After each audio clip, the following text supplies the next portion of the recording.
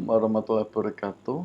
Jadi kalau kemarin atau video yang lalu kita sudah membahas tentang pemufakatan jahat.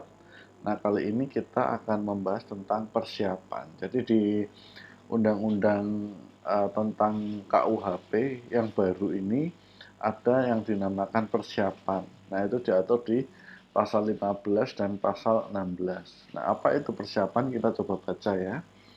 Persiapan untuk melakukan tindak pidana terjadi jika pelaku berusaha untuk mendapatkan atau menyiapkan sarana berupa alat, mengumpulkan informasi atau menyusun perencanaan tindakan, atau melakukan tindakan serupa yang dimaksudkan untuk menciptakan kondisi untuk dilakukannya suatu perbuatan yang secara langsung ditujukan bagi penyelesaian tindak pidana.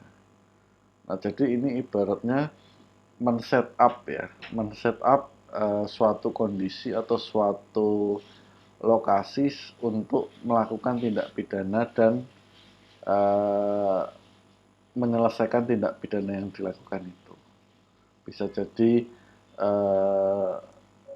menyiapkan alat, katakanlah membeli pisau, kemudian mengasahnya, kemudian membuntuti korban atau memancing korban untuk datang ke suatu tempat tertentu dan sebagainya. Nah, itu bisa dikategorikan sebagai suatu persiapan.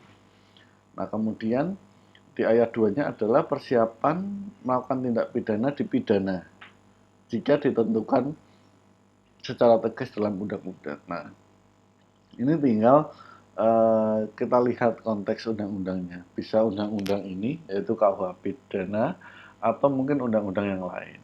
Nah, kemudian pidana untuk persiapan melakukan tindak pidana paling banyak setengah dari maksimum ancaman pidana pokok untuk tindak pidana yang bersangkutan. Persiapan melakukan tindak pidana yang diancam dengan pidana mati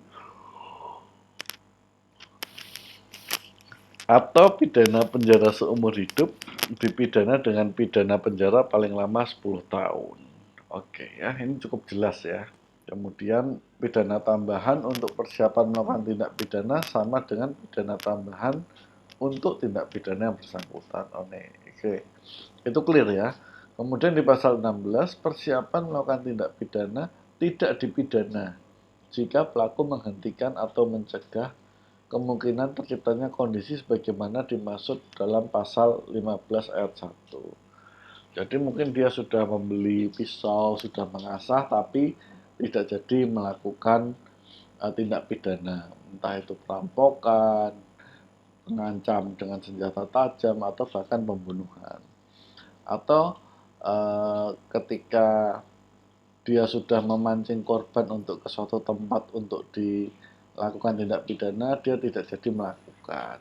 Dan hal-hal lain lah ya, jadi persiapan sudah disetting, sudah dibuat, tapi tidak jadi dilakukan, atau mungkin dia lapor kepada orang lain atau pihak berwajib untuk tidak dilakukan tindak pidana. Jadi itu bisa free, tentu saja.